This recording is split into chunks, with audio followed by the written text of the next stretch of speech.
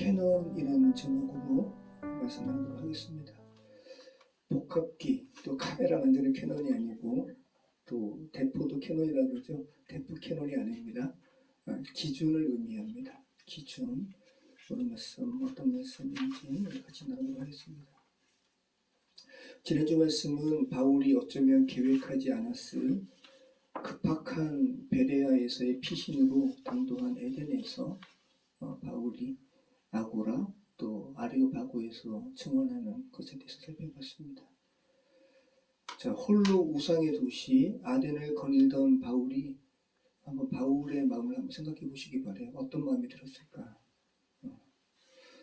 그 아덴에 가득한 우상을 보고 마음의 격분이 일어나서 정말 아레오파고에서 지난주 우리가 살펴봤던 하나님의 마음을 전했습니다.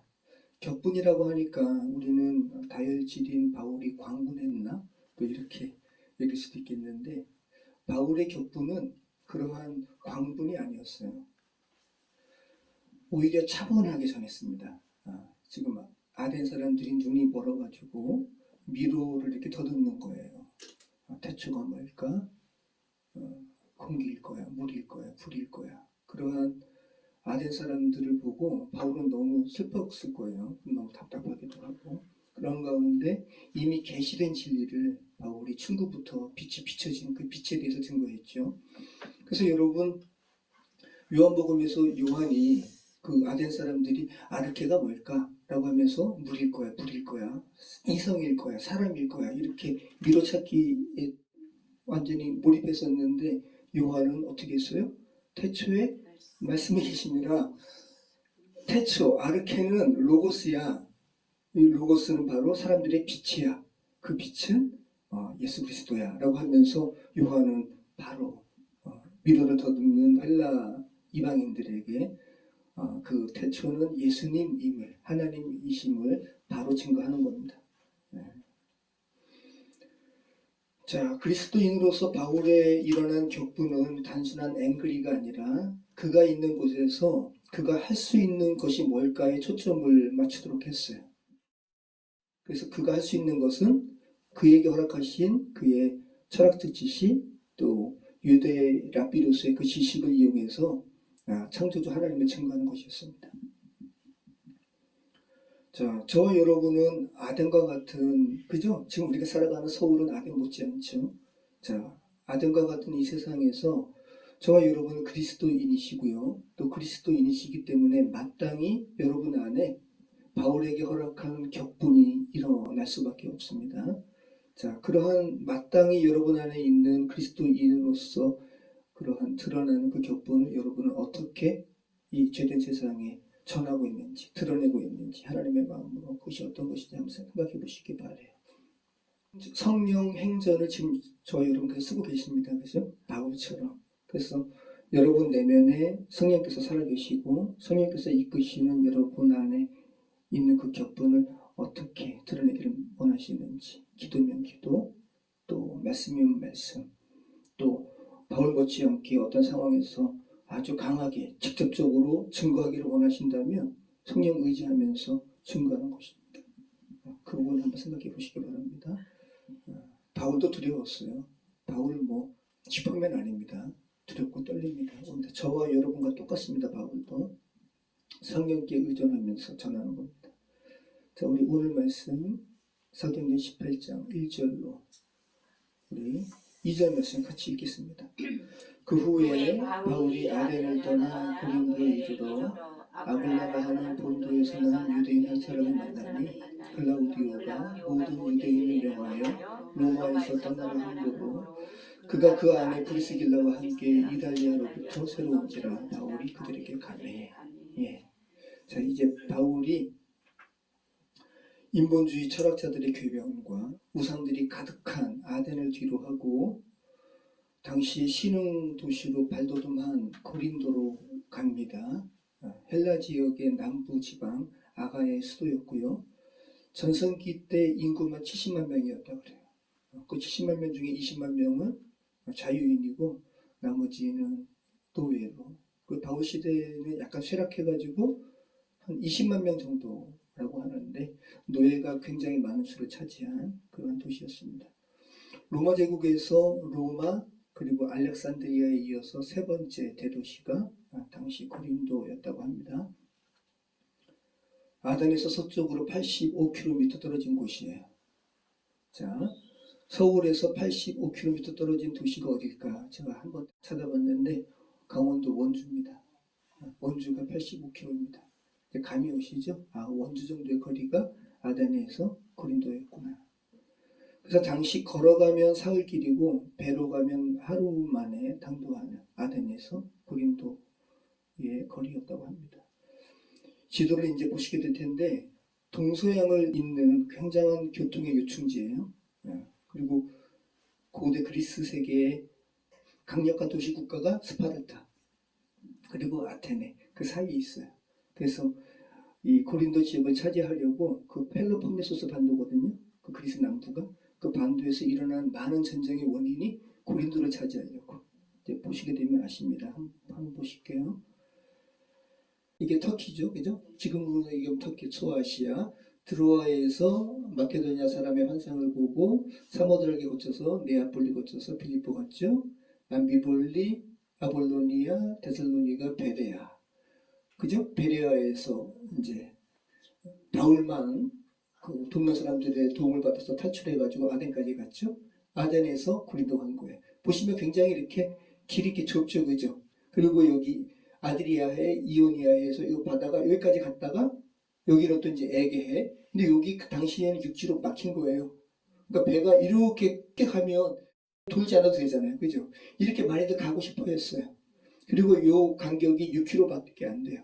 그래서 지금은 고린도 운하가 연결되어 가지고 배가 통과하는데 1800년도 후반에 고린도 운하가 건설된 거예요.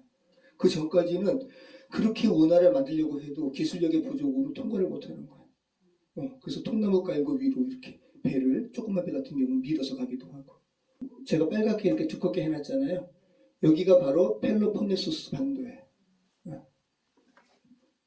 얼마나 교통이 요충지입니까?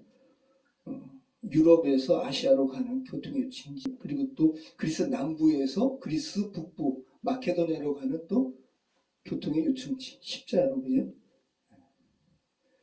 우리 다음 주에 살펴보게 되는데 이제 바울이 1년 6개월에 고린도에서 사역을 마치고 에베소로 떠나거든요. 그때 갱그레아 항구에서 머리를 깎고 서원을 마치고 이제 에베소로 갑니다.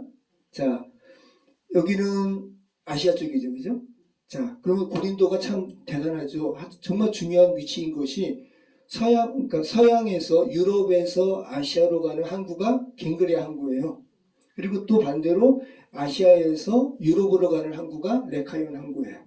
그러니까 고린도는 동서양을 잇는 양쪽의 항구를 다 가지고 있는 도시가 고린도인 거예요. 그러니까 얼마나 교통요충지고 많은 상인들이 여기를 거쳐가지고 일로 가고 또 아시아에서도 고린도를 거쳐서 일로 가니까 상인들이 여기를 경유하니까 부가 이 고린도에 축적이 되는 거예요. 이렇게 고린도 터널, 고린도 캔널이라고 이렇게 지금 운하가 현재는 있지만 당시에는 없었다고요. 그래서 여기 조그만 배 같은 경우는 그러니까 인공 도로로 해가지고 밀고 갔어요. 그러면 통행세 같은 거 이 고린도에서 많이 받았겠죠? 그죠? 안 그러면 이만큼 돌아서 가야 되니까. 그거 생각해 보시기 바래요. 자, 지금 현재 모습인데, 자, 갱그레아 항구, 여기 고린도나, 지금 약간 이제 좀 이렇게 동서남북이 바뀌었는데, 여기가 북쪽입니다. 자, 바울이 사역하는 곳이 여기예요. 오늘 우리가 읽은 고대 고린도 유적지가 여기입니다. 그리고 제가 이번에 성지순례 때 참 인상 깊었던 것이 돌산이라고 그랬잖아요. 또 엄청난 산이 여기 있어요. 아크로코린트라고.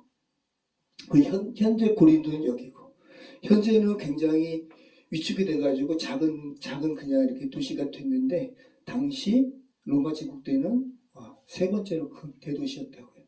고대 고린도가. 지도에서처럼 펠로폰네소스 반도를 돌아가는 긴 항해 시간과 또 배를 타고 이렇게 항해를 하게 되면 위험하잖아요. 그 위험을 줄이기 위해서 이 협지를 통과하려고 사람들이 많이 노력을 했어요. 6kg밖에 안 되니까 얼마나 야 저거 좀 줄었으면 좋겠다 이 소망이 얼마나 많았을까요? 그죠? 그렇게 계속 시도한 거예요. 그런데 고대 기술력으로 잘 안 되니까 그렇게 해서 고대 사람들이 어떻게 했냐면 아까 드린 말씀처럼 철도 레일처럼 홈을 파가지고 디올코스라는 포장 도로를 만들었어요. 그게 발굴이 됐습니다. 그게 기원전 7세기 무렵부터 그렇게 이용했다 그래요. 이런 거예요, 이런 거. 자, 이게 이제 여기를 건너기 위해서 이게 육지잖아요. 그러니까 이오니아 해 아니면 에게해에서 이렇게 오면서 육지로 조금만 배니까 사람들이 땡겨요, 배를. 자, 그 다음에 이렇게 수레를 만들고요. 수레 위에다 배를 얹는 거예요. 그리고 이 수레를 끌고 가기 위해서 홈을 판 도로를 만들었어요. 현재 기차는 레일을 깔아가지고 그 레일 위를 가는데 이때는 홈을 파가지고 수레바퀴가 그 홈에 껴가지고 지나갈 수 있도록 6km니까 가능한 거죠, 그죠? 네. 이렇게. 자, 그러면 고린도 사람들이 돈 엄청 많이 받았겠죠? 야, 너희 이렇게 6km만 너 이렇게 가면 되는데 통행세는 많이 내야 돼. 그죠? 네. 이런 상황이에요. 자, 지금 현재 위에서 본 거. 고린도. 여기 6km밖에 안 돼요. 그래서 제가 요번에 고린도 간 다음에 찍었는데 저 끝이 그냥 보이는 거예요. 지금 현재 이렇게. 근데 현재는 1800년대 후반에 이렇게 고린도 문화가 건설되면서 많은 인류의 그 소망이 성취된 건데 지금은 뭐 항공기도 있고 해가지고 무역선이 일로 지나가지 않고 이건 지금 어떤 배 같아요? 그렇죠. 크루즈선, 여행 크루즈선만 이렇게 지나다닌다고 합니다. 근데 좀 아슬아슬해 보이죠? 옆에 부딪히면 어떻게 고린도 문화 이렇게 고린도 문화 세계의 3대 문화가 있죠. 이집트의 수에즈 문화, 그리고 파나바 문화, 그리고 고린도 문화. 세계 3대 문화 중에 하나예요. 보세요. 제가 고린도 쪽에 건너가가지고 찍은 사진이에요. 저 뒤가 보여요. 이렇게 가까워요. 근데 당시에는 육지로 이렇게 있으니까 얼마나 많은 배에 항해하는 뱃사람들이 야 여기 좀 뚫었으면 좋겠다. 얼마나 많이 소망을 가졌을까요? 그죠? 네, 고린도. 이렇게. 저 끝이 이제 보입니다. 6km밖에 안 되니까. 자, 그래서 로마의 정치가 율리우스 케사르, 줄리우스 시저가 이 운하를 이렇게 만들고 싶어가지고 고린도 운하를 뚫고 싶어가지고 계획을 했어요. 그리고 네로 황제가 실현을 했어요. 유대인 포로 6,000명을 대동해가지고. 그런데 암벽이 있고 하니까 기술력 부족으로 안 된 거예요. 1800년대 후반에 비로소 운하가 개통이 됐습니다. 자, 이렇게 지리적 요충지였던 고린도가 로마 제국에 의해서 기원전 146년에 망합니다. 그래서 기존에 살고 있었던 그리스 사람들, 예전에 헬라 사람들이 다 이렇게 완전히 바뀌고 100년이 지난 다음에 AD 46년에 다시 로마가 계획도시로 만드는 거예요. 고린도를. 자, 그래서 아까 우리가 본 것처럼 유럽으로 가는 레카이온 항구와 또 아시아 대륙으로 가는 갱그레아 항구가 이렇게 고린도 옆에 있다라는 거. 그래서 상인들이 이 무역하면서 돈을 많이 벌잖아요. 그 많이 번 돈을 이 고린도에 와가지고 많이 탕진했다 그래요. 여기에 당시에 이교 신전은 그 성적인 것도 제공하는 그런 곳이었기 때문에 참 이렇게 사악하죠. 이 고린도 도시가 아프로디테 신전, 아프로디테를 섬기는 그런 도시였거든요. 아프로디테 신전에 무려 성창이라 그러죠. 여사제인데 이제 또 그런 역할을 하는 거예요. 천명. 그리고 또 아폴로 신전이 있습니다. 고린도에. 아프로디 신전은 아크로코린트라고 산 위에 있는데 다 없어졌고요. 흔적이 남아있지 않은데 아폴로 신전은 남아있어요. 그 아폴로 신전에서도 그렇게 상인들을 성적으로 이렇게 매춘한 거죠. 매춘해서 돈을 벌고 또 아크로코린트에서 아프로디테 신전에서도 매춘으로 돈을 벌고 그래서 당시에 신조어가 이렇게 생겼어요. 야, 너 고린도 사람 같아. 라는 게 뭐냐면 너 좀 음탕해. 이런 신조가 생길 정도로. 그러니까 타락의 어떠한 대명사적인. 그래서 오늘날 라스베가스 같은 도시, 고린도. 자, 아덴은 학문과 예술의 도시임에 반해서 고린도는 자, 이런 지리적인 이점으로 상업, 무역, 그리고 교통의 요충지이기도 하고 또 음란한 도시이기도 하고. 그래서 고린도전서 후서에 바울이 그렇게 그저 음행과 관련된 글을 많이 쓰는 이유가 그런 삶을 살다가 그리스도인이 되었잖아요. 그런 습관이 단번에 벗어지는 게 아니죠.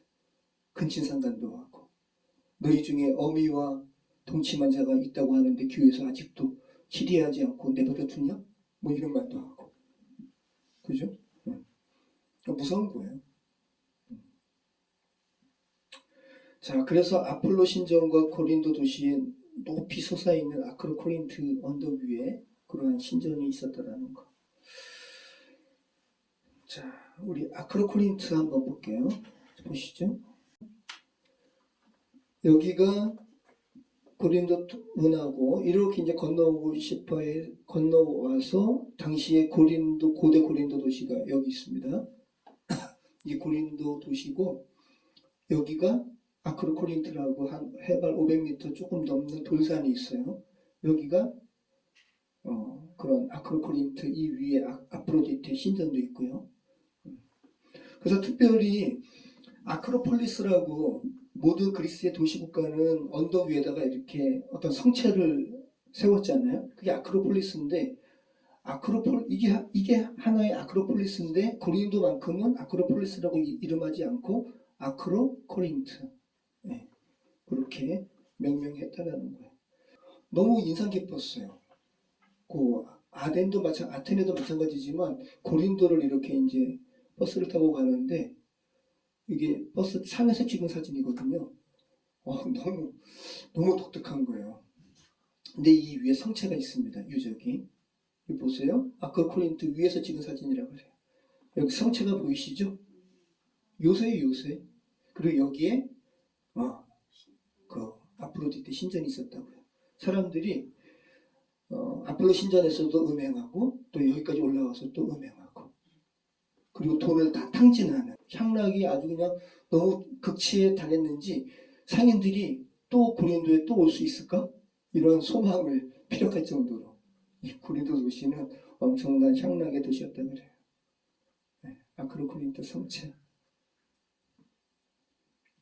분위기가 묘하죠. 정말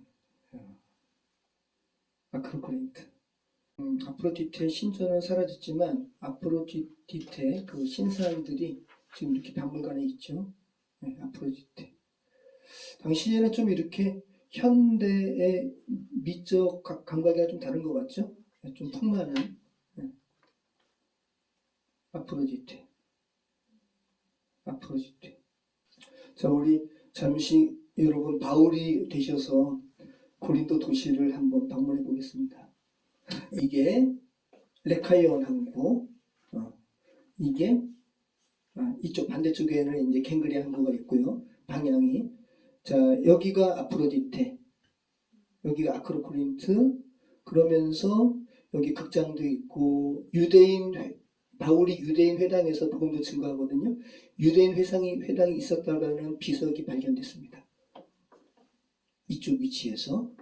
그리고 여기 아스클레피온, 이 치료의 신이라고 하는 아스클레피온 신전도 있고요. 자 보시죠. 이게 유대인 회당의 흔적이라고 하는 그런 어떤 비석이에요. 이렇게 입체로. 자, 유대인 회당 꼭 뭐 같아요? 메노라 같죠? 네. 유대인 회당의 흔적이에요. 그래서 박물관에 이 메노라의 형상이 있는 이 돌과 또 이게 나름대로 뭐 유대인 회당을 나타내는 뭐가 되겠죠? 이렇게 발굴이 되었습니다. 자, 그리고 아까 제가 뭐가 있었다 그랬죠? 아스클레피오 치료의 신. 네. 당시에 치료의 신 아스클레피온을 섬기는 신전에서 많은 사람들이 가게에서 자기가 아픈 부위 있잖아요. 손이 아프면 어떤 가게에서 테라코타로 손을 만들어 팔면 그걸 사가지고 재단에 바치는 거예요. 보세요. 그게 발굴이 됐어요. 이건 우상은 아니에요. 우상은 아니고 아스클레피온 신전에 바치는 거라 그래요. 발도 있고 손도 있고. 여러분 바울이 이 고린도에 갔을 때 이런 상점에서 이런 모습 봤을 거 아니에요. 그리고 이런 걸 보면서 어떤 마음이 들었을까 한번 생각해 보시기 바라요.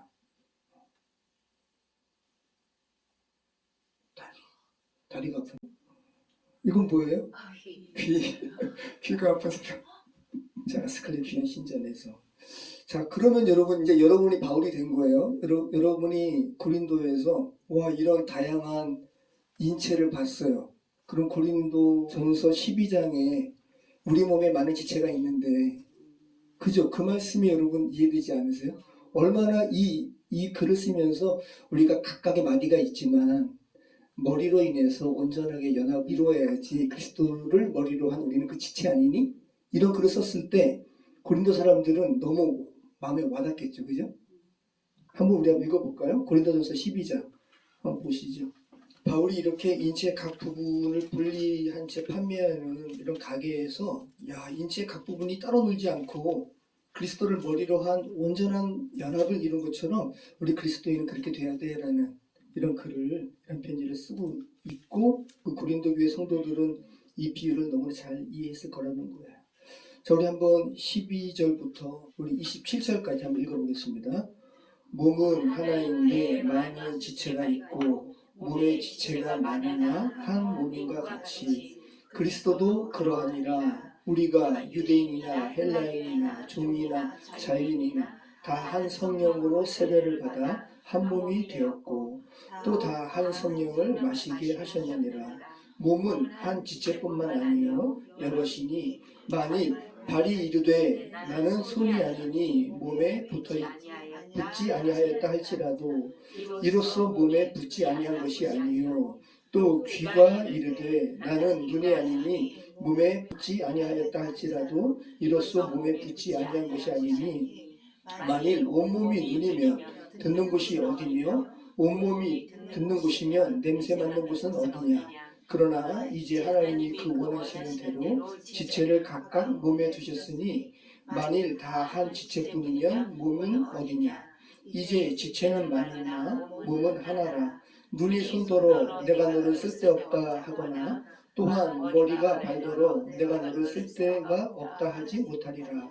그뿐 아니라 더 약하게 보이는 몸의 지체가 도리어 요긴하고 우리가 몸에 덜 귀히 여기는 그것들을 더욱 귀한 것들로 입혀주며 우리의 아름답지 못한 지체는 더욱 아름다운 것을 얻느니라. 그런즉 우리의 아름다운 지체는 그럴 필요가 없느니라. 오직 하나님이 몸을 고르게 하여 부족한 지체에게 귀중함을 더하사 몸 가운데서 분쟁이 없고 오직 여러 지체가 서로같이 불보게 하셨느니라.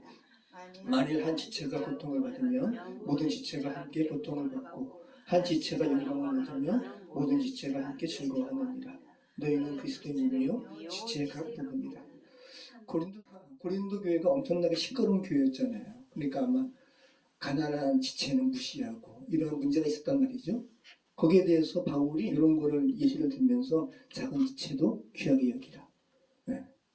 너무 실감이 오잖아요. 귀도 있고 눈도 있고 아마 코도 있었을 거예요. 그죠? 네. 자, 고린도를 가면 고고학 박물관을 먼저 가거든요. 이거 보시죠. 이 고고학 박물관에 이렇게 당시에 만든 여러 석상이 있는데 이 부자 사람들은 자기의 정원에 자기의 얼굴을 형성으로 한 그런 등신상을 세우기를 원했어요. 그래서 이미 당시 고린도 이런 조각가들이 머리만 빼고 각각 원하는 각각의 어떠한 이런 등신상들을 만들어 놨어요. 그래서 고린도 고객들이 와가지고 나 이걸로 해줘 하면 그 사람 닮은 머리를 끼면 되는 거예요. 이렇게. 작은 이런 뭐라 그럴까 토우들이 많더라고요. 이건 되게 작아요. 네, 로마 제국은 이렇게 모자이크가 발달됐습니다. 각각의 제국이 있었던 도시마다 이렇게 이런 바닥들이 많이 발굴이 돼요. 이거는 술의 신 디오니소스를 배경으로 한 굉장히 부잣집이겠죠? 이런 타일을 하는 집이면 뭐 보통이 아닌 거죠. 그리스 도자기, 고린도 도자기예요. 아주 정교합니다. 정교하죠, 정말. 그죠? 네. 이건 되게 작은 거예요. 되게 작더라고요. 작은 것도 있고. 이렇게 다 파편이 돼가지고 발굴된 거를 하나하나 그리스 고고학자들이 이렇게 맞춘 거죠. 자, 원래 지난번 아덴에서도 말씀드렸지만 그 당시 우상들은요 채색이 되어 있었다고요. 이게 기원전 한 4, 5세기 가량의 그런 고린도에서 발견된 어떠한 상인데 채색이 아직도 지워지지 않았어요. 근데 이것이 완전한 상태에서 막 우상으로 있었을 때 그 모습은 결코 여러분 진시 왕릉에 나온 몇천 명 되는 사람들 다 채색이 되어 있었어요. 근데 발굴하면서 이렇게 산화돼가지고 사라진 거죠. 이것도 색깔이 좀 남아있죠?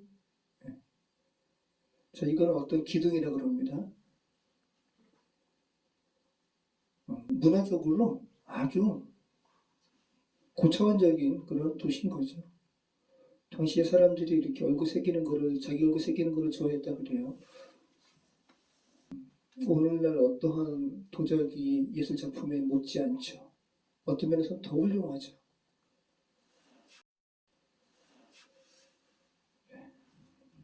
자, 그리고 당시에는 오늘날 못지않은 체육대회도 굉장히 활발하게.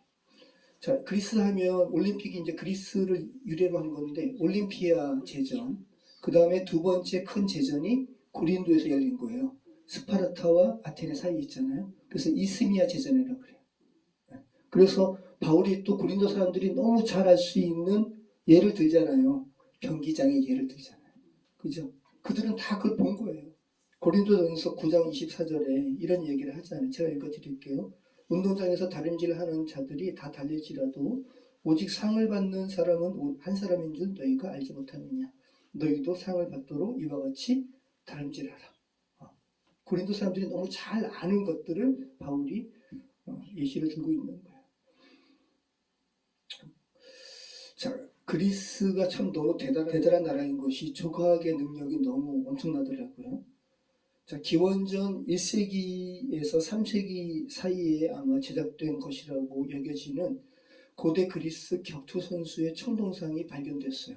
어디서 발견됐냐면 콘스탄티누스 황제의 목욕탕에서. 그리스에 있었던 것을 로마 제국이 탈취해가지고 황제의 목욕탕에 기념물로 놓은 거죠. 장식품으로.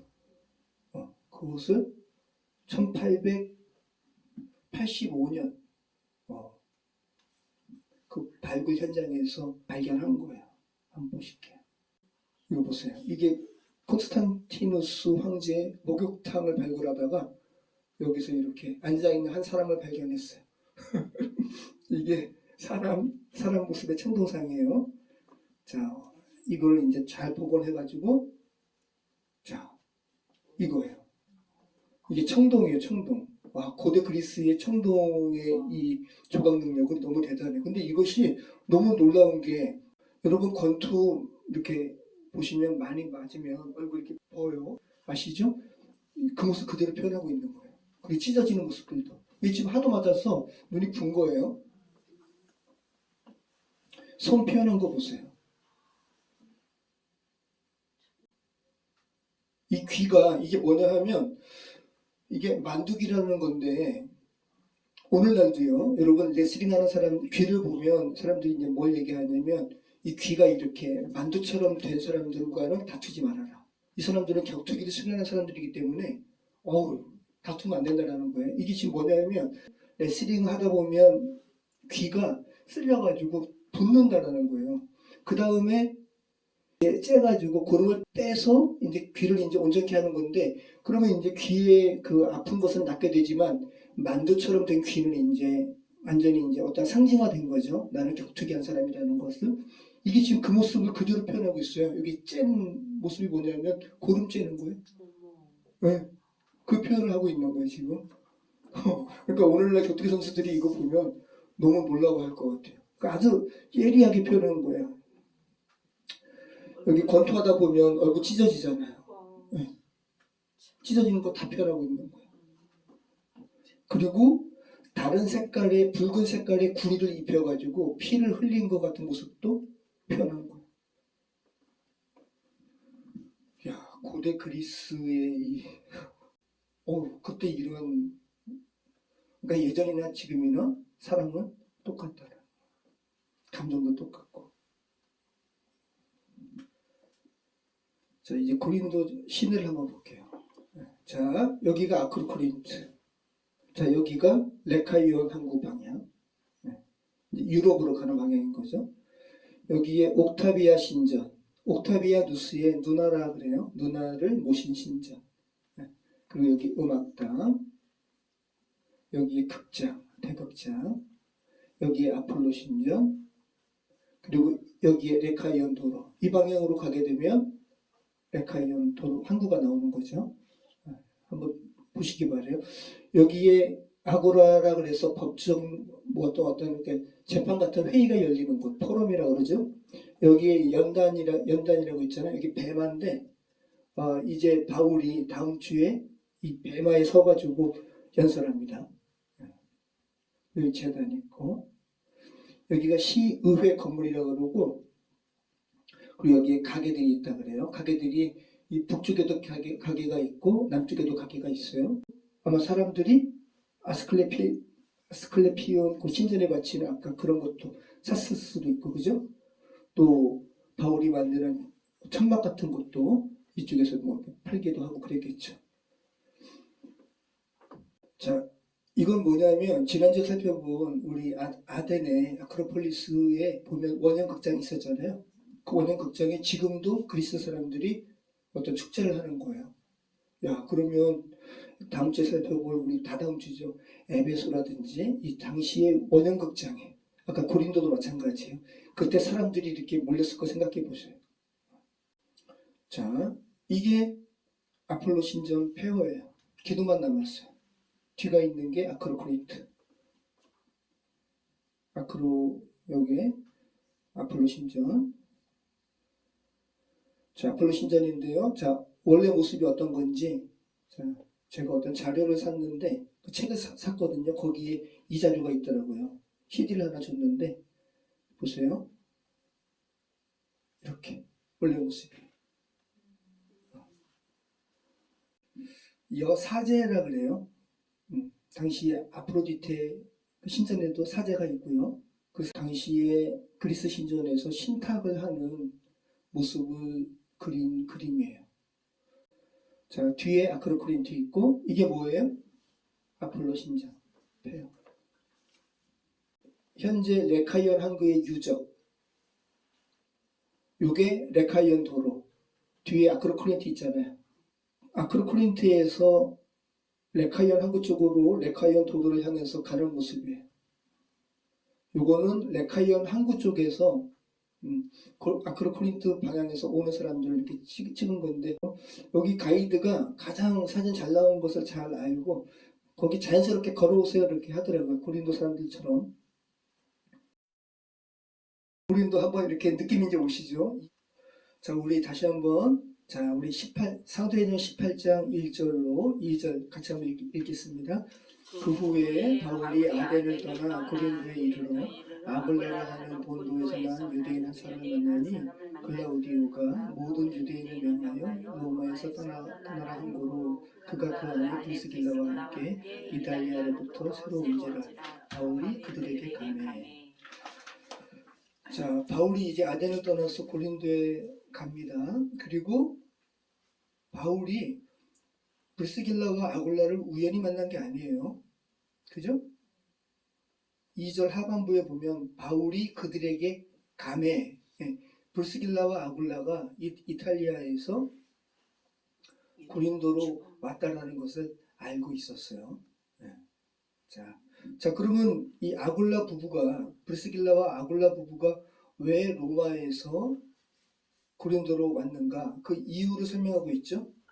글라우디오 황제가 로마의 제4대 황제예요. 모든 유대인을 명해서 로마에서 떠나라 그랬어요.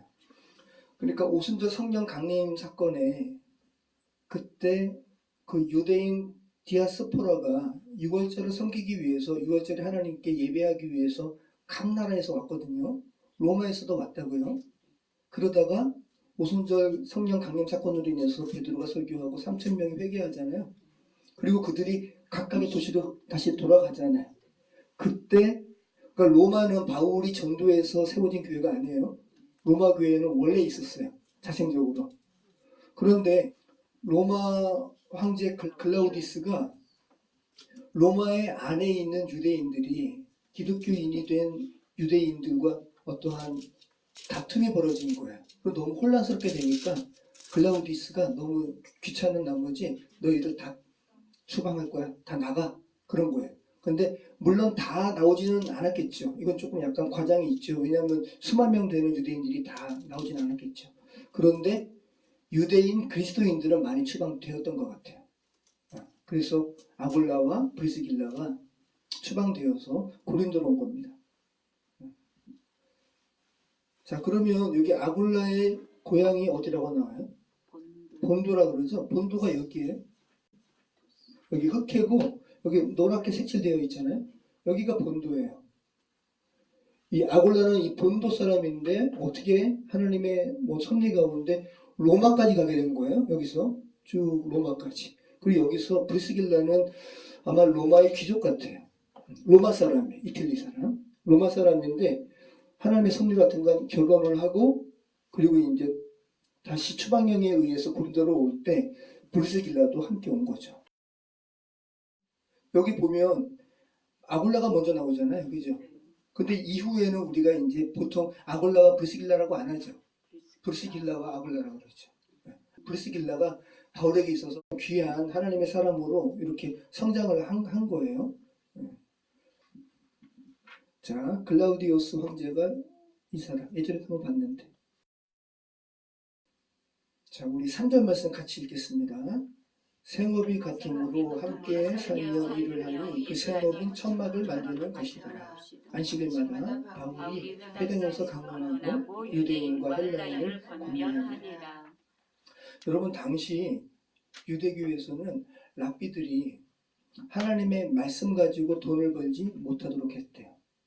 어쩌면 더 경건함을 더 추구하는 모습일 수 있죠. 그래서 랍비들이 생계를 유지할 수 있도록 기술들을 같이 가르치도록 했다는 거예요.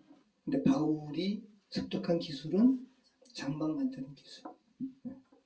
그래서 바울의 고향이 어디예요? 자, 여기 보시면 다소. 이 다소는 길리기아 지방이거든요. 길리기아의 다소예요. 길리기아 수도가 다소거든요. 그래서 길리기아 이 지방에 염소 털로 만든 이 직물의 이름이 뭐냐면 이 천의 이름이 길리기움이에요. 네, 이 길리기아 지방에서 만들어진 천이라고 그래가지고, 그러니까 바울은 길리기움을 만드는 전문가인 거예요. 네. 자, 그런데 바울이 그렇다고 해가지고 이 길리기움을 만드는 이 천막 기술을 가지고 나는 모든 이 선교 여정을 텐트메이크 할 거야 라고 생각하지 않았어요. 그럴 수도 없고, 왜냐하면 천 만드는 이 연장이 한 개, 두 개가 아닐 거 아니에요. 그죠? 그걸 다 가지고 다닐 수도 없고, 당시에 지역마다 천막 만드는 그러한 어떠한 조합들이 있는데, 지금이랑 똑같은 거예요. 옛날이나 지금이랑 똑같다. 다르지 않다. 낯선 사람이 와가지고 갑자기 여러분 생업하고 있는 거 똑같이 하면 허용해요? 허용하지 않죠. 그래서 바울이 가는 곳마다 텐트 만들어가지고 생활비 벌지 않았다. 하나님의 말씀만 증거했다. 근데 고린도에서는 그럴 수가 없었다. 그리고 고린도에서는 특별히 이 천막 만드는 기술자인 아굴라가 와 있기 때문에 일부 더 찾아간 거예요. 자, 그리스도인의 본업과 부업에 대해서 여러분 생각할 필요가 있죠. 여러분의 본업은 뭐예요? 우리 김혜석 권사님 본업이 뭐세요? 본업이. 우리 전철 집사님 본업이 뭐예요? 그리스도인. 본업. 그러면 그리스도인이기 때문에 우리의 본업은 복음 전하는 게 돼야 돼. 그리고 부업은 여러분 삶에 허락한 직업들. 근데 이게 주종이 바뀌어버리면 그리스도인으로서 헷갈려요. 그러니까 저도 헷갈리는 거예요. 내가 도회가야, 목사. 근데 이거 목사를 떠나서 우리의 본업은 그리스도인. 저 이 도자기는 정말 말 그대로 부업입니다. 이것이 분명하지 않으면 우리가 헷갈립니다. 자, 우리 4절로 6절 말씀 같이 읽겠습니다. 안식일마다 바울이 회당에서 강론하고 유대인과 헬라인을 권면하니라. 실라와 디모데가 마게도냐로부터 내려오매 바울이 하나님의 말씀에 붙잡혀 유대인들에게 예수는 그리스도라 밝히 증언하니 그들이 대적하여 비방하거늘 바울이 옷을 털면서 이르되 너희 피가 너희 머리로 돌아갈 것이요 나는 깨끗하니라. 이후에는 이방인에게로 가리라 하고. 여러분 보시면 5절 말씀 보면 실라와 디모데가 마게도냐로부터 내려오잖아요. 자, 그러면 이 실라와 디모데가 바울이 그저 베레아에서 급히 데살로니가 사람들이 바울을 잡으려고 오니까 실라와 디모데는 그대로 베레아에 남겨두고 바울만 급히 피신했잖아요. 아덴으로.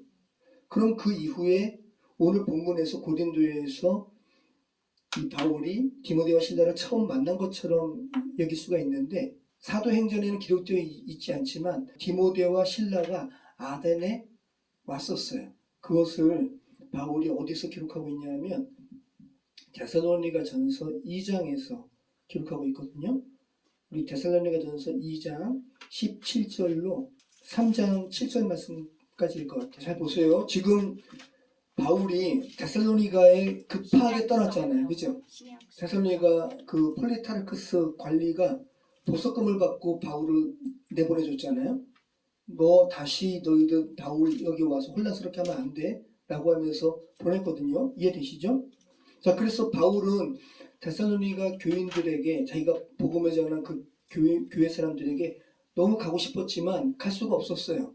이 보석금을 데살로니가 사람들이 이렇게 냈기 때문에 자기가 가면 데살로니가 사람들한테 피해를 주게 되는 거예요. 그래서 그것을 바울은 사탄이 내가 몇 번 가려고 했지만 이 모든 대적하는 상황을 사탄이라고 표현하면서 방해받았다라는 거예요. 자, 그거를 한번 생각하시면서 읽으시기 바래요. 같이 읽겠습니다. 형제들아, 우리가 잠시 너희를 떠난 것은 얼굴이요 마음은 아니니 너희 얼굴 보기를 열정으로 더욱 힘썼노라. 그러므로 나 바울은 한 번, 두 번 너희에게 가고자 하였으나 사탄이 우리를 막았도다. 우리의 소망이나 기쁨이나 자랑의 멸류관이 무엇이냐? 그가 강림하실 때 우리 주 예수 앞에 너희가 아니냐? 너희는 우리의 영광이요 기쁨이니라. 그러므로 우리가 참다 못하여 우리만 아덴에 머물기를 좋게 생각하고, 그죠? 우리 형제 곧 그리스도의 복음을 전하는 하나님의 일꾼인 디모데를 보내노니 이는 너희를 굳건하게 하고 너희 믿음에 대하여 위로함으로. 그러니까 아덴에 여기 디모데, 신라는 안 나왔죠. 신라도 같이 온 거예요. 신라와 디모데가 아덴에 왔다는 것을 우리는 알게 되죠. 그리고 바울은 다시 디모데를 데살로니가 교회에 보내는 거예요. 그 교회를 이렇게 살펴보려고. 그리고 신라도 빌립보에 보냅니다. 빌립보 교회에. 자, 계속 읽어보겠습니다. 아무도 이 여러 환난 중에 흔들리지 않게 하려 함이라. 우리가 이것을 위하여 세움 받은 줄을 너희가 알리라. 친히 알리라. 우리가 너희와 함께 있을 때에 장차 받을 환난을 너희에게 미리 말하였는데 과연 그렇게 된 것은 너희가 아니니라.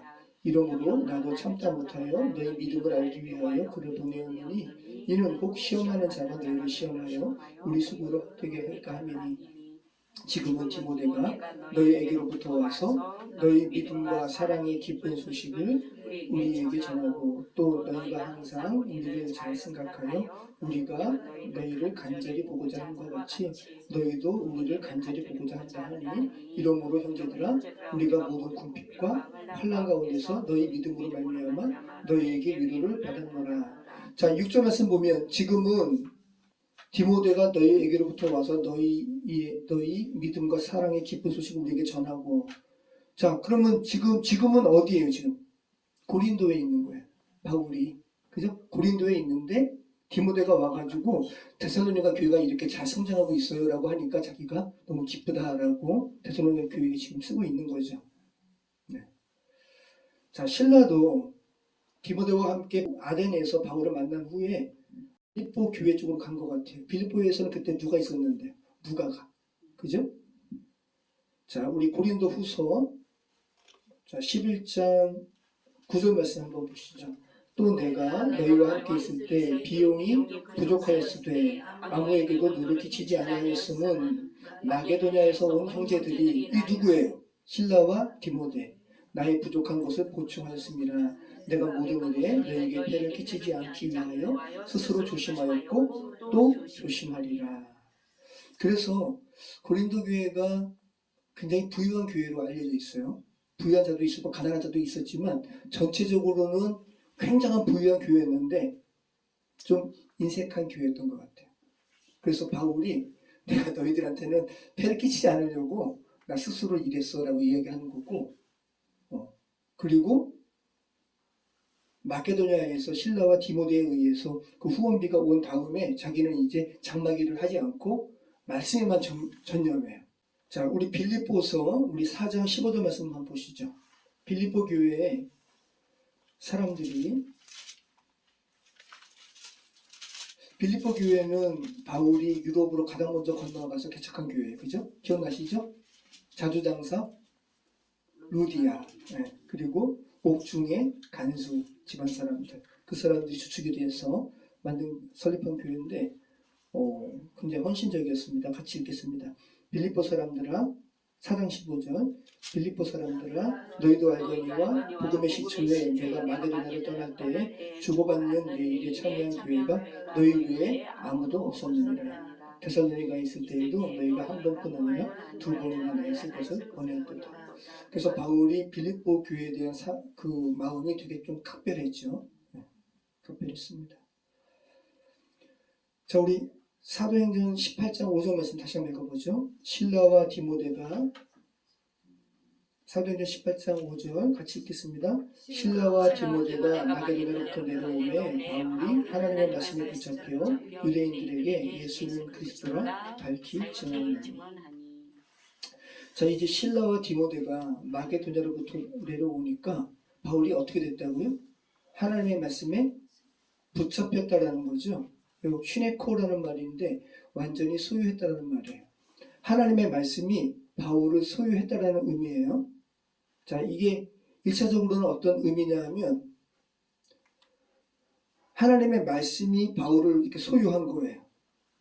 자, 그리고 이것이 또 2차적으로는 어떤 의미냐 하면 바울이 하나님의 말씀을 연구하고 가르치는데 자기의 전 시간을 다 썼다라는 거예요. 그러니까 아굴라 집에서 텐트 메이킹하는 이 일을 하지 않고 말씀에만 전념했다는 거예요.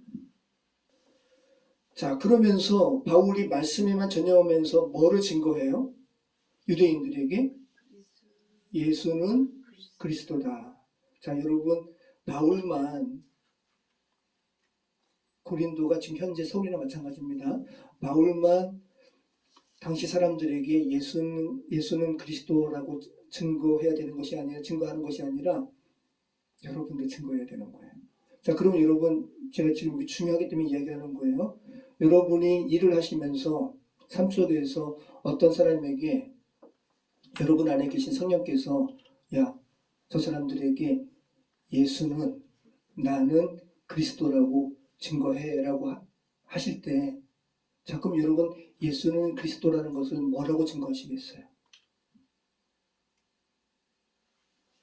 그리스도는 메시아를 헬라어로 바꾼 말인 거예요. 자, 그럼 메시아는 뭐예요? 예수는 메시아야. 문생명이 메시아가 아니라 안상홍이 메시아가 아니라 예수는 메시아야 라는 것을 성령께서 야, 저 사람 내 백성이야. 내 백성이 될 거야. 너가 전할 때. 자, 예수는 메시아라고 증거해라고 성령께서 여러분에게 말씀하실 때 어떻게 증거하실 거예요? 예수는 메시아, 메시아는 기름 부음 받은 자예요. 그래서 메시아의 3중직은 뭐냐면 왕, 선지자, 그리고 제사장. 자, 그럼 이것을 여러분의 말로 풀어야 되는 거예요. 자, 기름 부음 받는 세 대상이 왕이고 선지자고 제사장이에요. 자, 그러면 왕이라는 거예요. 먼저 가장 중요한 것은 예수님은 왕이시라는 거예요. 왕은 선포하는 자예요. 윤아무개가 왕이 아니기 때문에 그의 계엄령 선포는 휴지 조각이 된 거예요. 왕이 아니니까. 죽음에게 선포하는 거예요.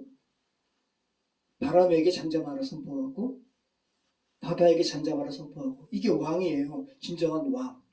바람도 바다도 사망조차도 여러분 하나님께서 여러분에게 어떤 대상에게 복음을 증거하게 바라실 때 그 대상 자체가 어떠한 사망 같은 어려움조차도 하나님께서는 예수님께서는 명령하시는 분이십니다라고 왕으로서 예수님을 선포하실 수 있어야 되는 거예요. 두 번째는 뭐예요? 소나 양이나 어떤 재물도 하나님께 대한 속죄를 완전히 할 수 없는데, 그래서 해마다 되풀이해야 되는데 제사장이시자 또 속죄 제물로 친히 오신 예수님께서는 영 단번에 그 제물을 자신이 스스로 드리심으로 이제 되풀이한 제사를 없이 하신 완전한 제사장이 예수님이십니다. 그렇게 예수님의 제사장 되심을 여러분은 증거하실 수 있어야 되는 거예요. 또 세 번째, 예언자로서의 예수님은 어떻게 여러분은 증거하실 수 있어요? 선지자, 예언자는 부패한 인간으로 하여금 하나님을 향한 관심을 갖게 하는 자가 선지자예요. 그래서 구약에서 계속 이스라엘 백성들에게 회개를 이야기한 게 예언자, 선지자인 거예요. 그러니까 하나님께서 여러분에게 어떤 사람에 대하여 하나님의 백성이 되었으면 좋겠어 라고 이렇게 증거하기를 바라실 때 그 사람이 하나님께 나아가지 못하게 하는 그 죄를, 불의한 죄를 분명히 지적하고 하나님께 온전한 방향을 돌릴 수 있도록 하나님께 방향을 제시해야 되는 사람이 예언자라는 거예요. 선지자라는 거예요. 자, 이렇게 증거했는데 6절 말씀 보면 유대인들이 어떻게 해요? 같이 읽겠습니다. 그들이 대적하여 비방하거늘 바울이 옷을 털면서 이르되 너희 피가 너희 머리로 들어갈 것이요 나는 깨끗하니라. 이후에는 이방인에게도 가리라 하고. 여기서 이 대적이라는 말은 안티타소마이라는 말이거든요. 반대쪽에 서다. 전투를 위해 정렬하다.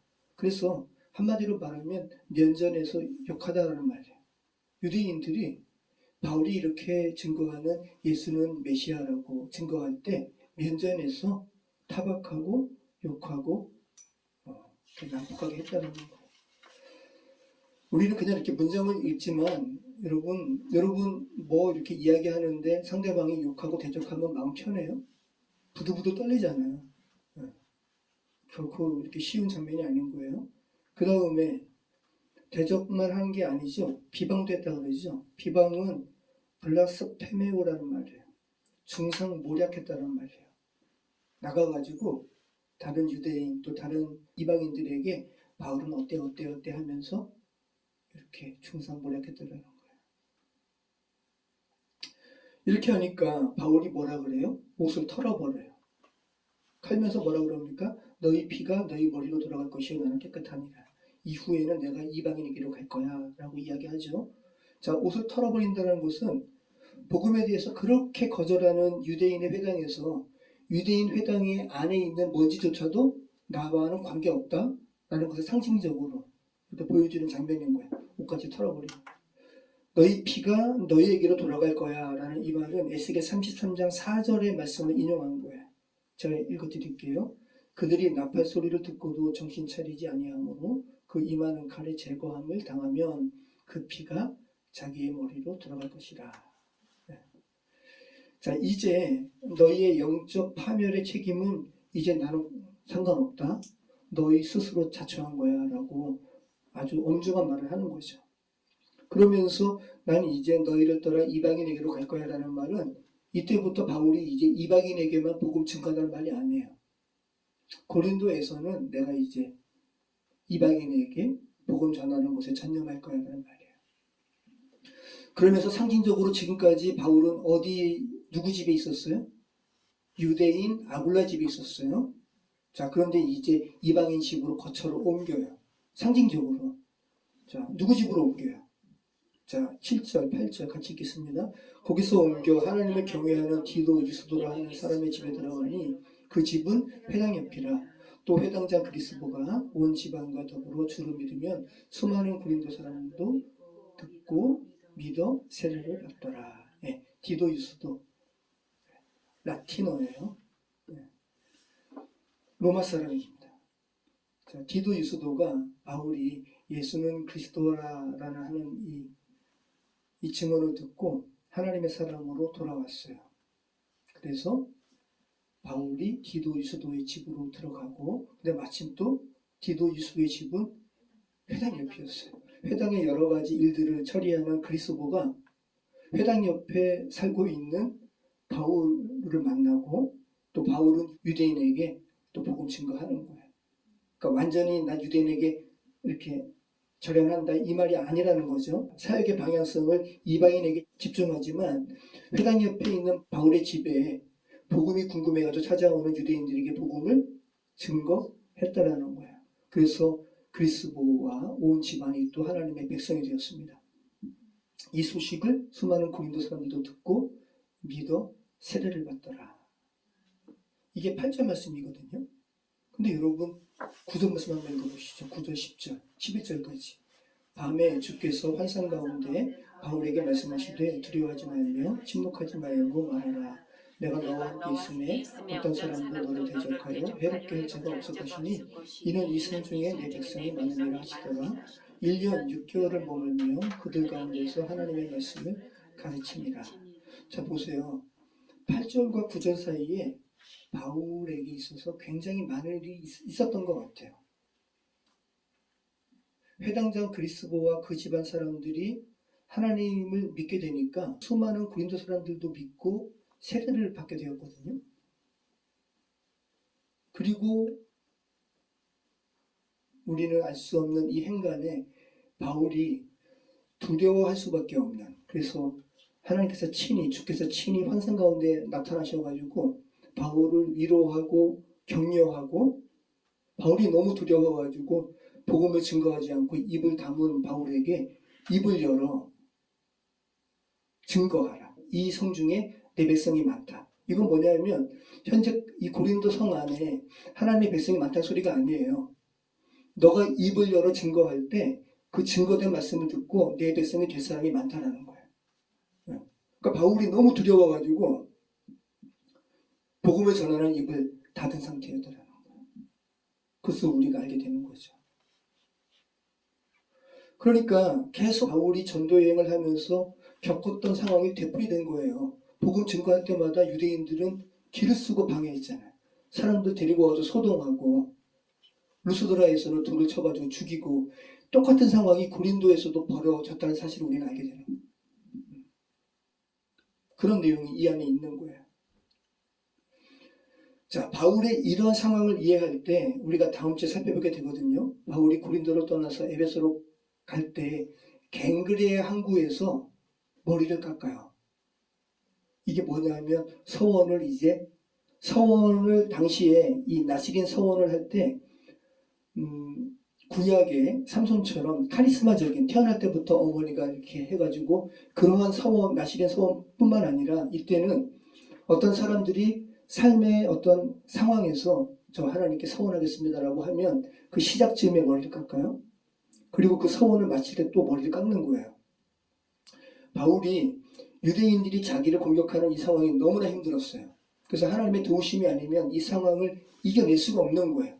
그래서 하나님께 하나님 이 상황 이겨낼 수 있도록 도와주시옵소서 하고 머리를 깎는 거예요. 서원을 한 거예요. 그리고 고린도에서의 이 사역을 다른 때 같으면 여러분 몇 달 만에, 몇 주 만에 바울은 떠나거든요. 근데 바울이 고린도에서 얼만큼 사역한다고요? 1년 6개월.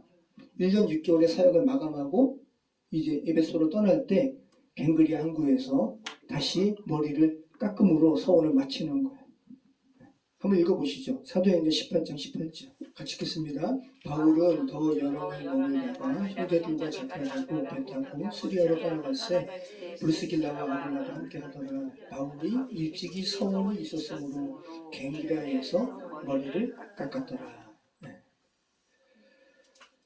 자, 에베소로 가기 전 고린도에서 이렇게 특별한 시간에 하나님께 바울은 서원했다는 겁니다. 그리고 그 시기는 바로 유대인들이 바울을 대적했던 그 시기라는 거예요. 고린도전서 2장 한번 보시겠어요? 고린도전서 2장 1절로 5절까지. 형제들아, 내가 너희에게 나아가 하나님의 증거를 전할 때 말과 지혜의 아름다운 것으로 아니하였나니 내가 너희 중에서 예수 그리스도와 그가 십자가에 못 박힌 것 외에는 아무것도 알지 아니하기로 작정하였습니다. 내가 너희 가운데 거할 때 약하고 두려워하고 심히 떨었노라. 내 말과 전도함이 설득력 있는 지혜의 말로 하지 아니하고 다만 성령의 나타나심과 능력으로 하여 너희 믿음이 사람의 지혜 있지 아니하고 다만 하나님의 능력이 있게 하려 하였노라. 자, 바울이 고린도전서를 통해서 고린도 교회에 지금 보내는 거죠. 내가 너희 가운데 거할 때 바울이 어땠다고요? 약하고 두려워하고 심히 떨었다고요. 이 부분은 오늘 우리가 읽은 하나님께서 환상 가운데 바울을 만나서 격려하시고 회복해 하시고 또 용기를 북돋아 주었던 그 상황과 연결이 되는 거야. 근데 어떤 수석가들은 바울이 아덴에서 전도의 성과가 미진해가지고 그렇게 의기소침한 상태에서 고린도에 왔다고 이 고린도전서를 통해서 그렇게 이야기하거든요. 그렇지 않아요. 여러분, 바울은 누가는 바울의 전도 여정마다 그 전도 여정 가운데 하나님의 사람으로 회심된 사람들의 이름을 쓰죠. 그죠? 그런데 구브로에서는 누구 이름만 있어요? 그럼 회심했다는 말도 없어요. 관심을 가졌다는 말만 있지. 서기오 바울. 그죠? 자, 그리고 갈라디아, 남갈라디아가 루가오니아, 루스드라, 이고니온, 비시디아 안디옥이거든요. 여기에 쓴 편지가 갈라디아서예요. 갈라디아서에 편지를 썼다는 것은 이쪽 지역에 교회들이 있었다 없었다? 있었다. 근데 우리가 사도행전 살펴봤지만 비시디아 안디옥, 이고니온, 루스드라에서 바울의 복음의 전한 말씀을 듣고 회심한 사람의 이름이 있어요 없어요? 없어요. 루스드라에 남에서 안전뱅이 된 사람 밖에는 없어요. 아예 없다고 이름이. 근데 아덴은 살펴봤죠? 아레오바고 관리 누구였어요 이름이? 디오누시오라는 이름도 있고요. 그리고 여성 누구예요? 다마리. 네, 2명이나 기록하고 있어요. 결코 바울의 아덴에서의 이 선교 여정은 실패하지 않았어요, 여러분. 그거 생각하시기 바라요. 제가 사도행전 말씀을 나누기 위해서 자료 준비하면서 계속 느끼는 것은 뭐냐면 하나님의 말씀이 선포되어서 주께로 돌아오지 않는 해반이 살아가는 이 세상은 어떤 곳이라는 거예요? 결코 만만한 곳이 아니라는 거예요. 두렵고 떨릴만한 곳이라는 거예요. 네. 강단이기에 또 매스컴이기 때문에 거르고 걸러서 여러분에게 보여지는 거잖아요. 근데 세상의 실상은 끔찍한 곳이라고요. 당시 고린도뿐만 아니라 지금도 너무 더럽고 악하고 잔인한 곳이 우리가 살아가는 세상이라는 거예요. 우리가 죄에 둔감해가지고 그냥 그렇게 살아가는 거지. 그죠? 여러분, 만약에 정말 이렇게 너무 깨끗한 어떤 아이를 이 세상에 이렇게 보낼 때 여러분 마음이 어떨 것 같아요? 여러분 다 경험하셨잖아요. 여러분 자녀들 학교 첫 입학할 때 보낼 때 어떤 마음 들었어요? 네, 저 지금도 기억나요. 우리 두 아들 1학년에 입학해가지고 층계 위로 올라갈 때 마음에 야 이제 인생 시작하는구나 이 마음 들잖아요. 그죠? 걱정도 들고 예수님께서 뭐라 그래요? 그래서 제자들을 세상에 파송하시면서 내가 양을 이리떼 보낸 것 같다. 여러분 우리가 죄에 둔해져서 그냥 그렇게 살아가는 거예요. 그런데 바울도 그냥 그렇게 살아갔어요. 가말리엘의 문화생이지만 그냥 그렇게 살아간 거예요. 그러다가 하나님의 빛이 들어왔네요. 바울은 이제 하나님의 빛으로 인해서 눈이 완전히 정화됐어요. 그런 바울 입장에서 아덴은 고린도는 두렵고 뚫린 곳이라고요. 여러분 바울이 영웅이 되어가지고 영웅 심리로 전도한 거 아니에요. 바울은 피하고 싶은 거예요. 피할 수만 있다면. 여러분 돌 맞고 싶어요?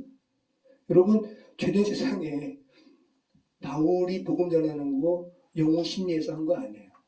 피할 수만 있다면 피하고 싶은 거. 도망갈 수만 있다면 도망가고 싶고. 그런데 정작 바울은 그 비난과 모욕과 폭력을 가는 도시마다 경험하는 거예요. 그리고 오늘 고린도에서도. 자, 오늘 바울이 그 두려움을 어떻게 이겨냈습니까?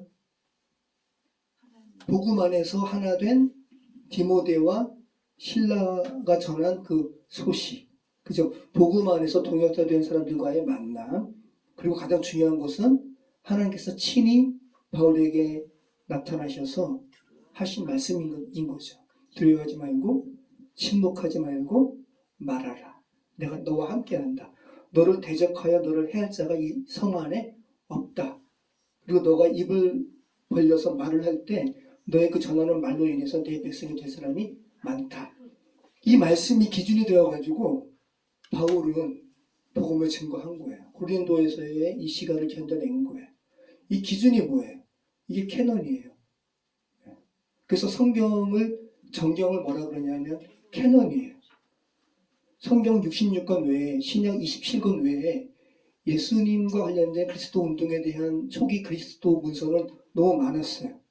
그래서 각 공동체마다 다 읽었다고요. 그런데 가장 공통되고 우리가 성경으로 삼은 이 27권이 가장 공통되고 그리고 어떠한 정경의 사도성 이런 부분들이 가장 온전하게 보존된 것이 27권인 거예요. 그래서 캐논 삼은 거예요. 정경 삼은 거예요. 그래서 나그 한마디에 도마복음이라든지 이런 여타의 것에 관심이 팔릴 필요가 없다는 말씀입니다.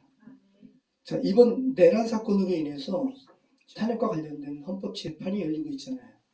며칠 전에 누가 나왔어요? 특전사령관 곽종근 이분이 나왔잖아요. 여러분 한번 이번 사건에 휘말린 장군들의 처지를 생각해 보세요. 이 사람들은 그 군 통수권자 이 윤아무개만 만나지 않았으면 그 장군 생활 잘 하면서 명예롭게 전역할 수 있었던 사람인 거예요. 근데 이 사람 하나 군 통수권자 잘못 만나가지고 당신에게 충성할 사람입니다 라고 하면서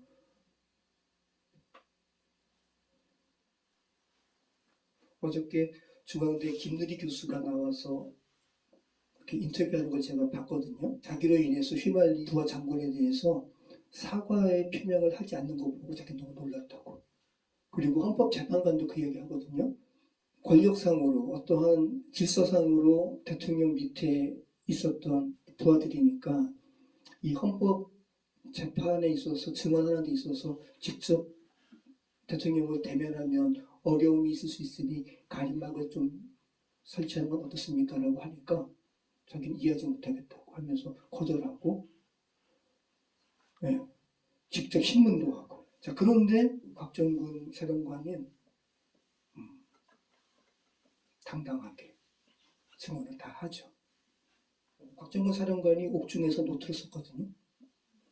그 노트에 그 윤아무개가 불법적으로 명령한 것들을 다 기록을 한 거예요. 그러면서 그 헌법 재판석에서도 그 이야기 하는 거죠. 자기가 왜 옥중 노트를 쓰게 됐는지를 이유를 설명을 하는데 이 사건으로 인해서 자신들의 부하가 희생되는 것이 너무 마음이 아파서 그리고 자기가 이 기록을 해가지고 이것을 기준 삼지 않고는 자기가 흔들릴 것 같아서 이 기록을 기준 삼아서 내가 흔들리지 않기 위해서 자 곽종건 사령관이 그 노트를 뭐 삼은 거예요?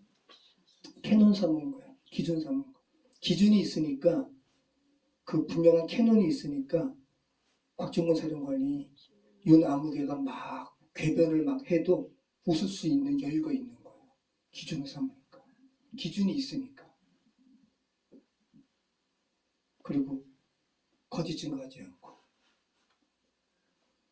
우리가 살아가는 세상의 실상은 정말 두렵고 떨릴만한 곳입니다. 이러한 세상에 이러한 곳에 오늘 바울은 하나님의 말씀을 기준 삼아 그 두려움 이겨내고 또 주님의 말씀에 순종해서 예수는 그리스도라고 증거하는 거예요.